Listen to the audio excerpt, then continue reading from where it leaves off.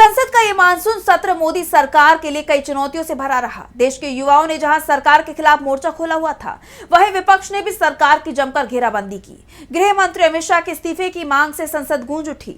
हालात ये बन गए कि सरकार किसी भी मुद्दे पर चर्चा नहीं करा पाई और अब भी सत्र को लेकर सरकार के रुख पर सवाल उठ रहे हैं।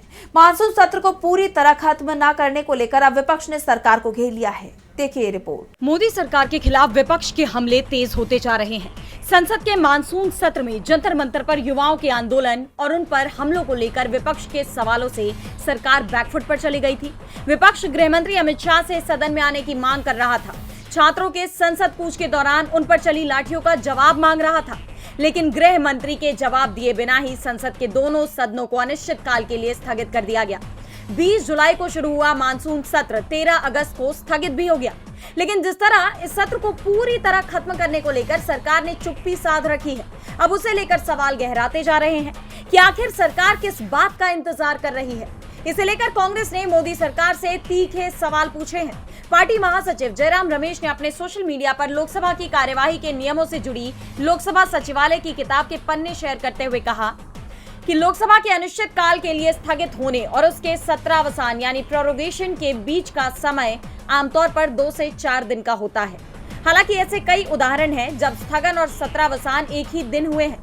इस लोकसभा के अनिश्चित काल के लिए स्थगित हुए 10 दिन बीत चुके हैं, लेकिन अभी भी इसके सत्रावसान के बारे में कोई जानकारी नहीं है।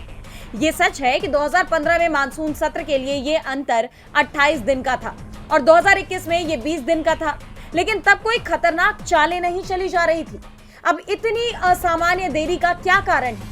क्या केंद्रीय गृह मंत्री अभी भी परिसीमन पर संविधान संशोधन विधेयक को विशेष सत्र में पारित कराने के लिए अपने उस कुख्यात 2/3 बहुमत की तलाश में है? दरअसल मानसून सत्र को लेकर पहले से ही चर्चा थी कि सरकार इस बार संसद से परिसीमन बिल पारित कराने की कोशिश कर सकती थी, और जिस तरह हाल के दिनों में टीएमसी से लेकर उद्धव ठाकरे की शिवसेना तक विपक्षी दलों के सांसदों में टूट देखी गई, उसे लेकर आरोप ये लग रहे थे कि बीजेपी सदन में 2/3 बहुमत हासिल करने के लिए विपक्ष को तोड़ रही है ताकि वो परिसीमन जैसे अपने मनमाने बिल पास करा सके।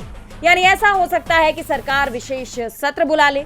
याद दिला दे कि बजट सत्र के बाद भी 16 से 18 अप्रैल तक 3 दिन का विशेष सत्र सरकार ने बुलाया था, और अब जब मानसून सत्र के सत्रावसान पर भी सरकार ने चुप्पी साध ली है तो ये चर्चाएं एक बार फिर जोर पकड़ रही हैं। बहरहाल अब इस पर सरकार क्या जवाब देती है, ये देखना होगा। डीबी लाइव की रिपोर्ट।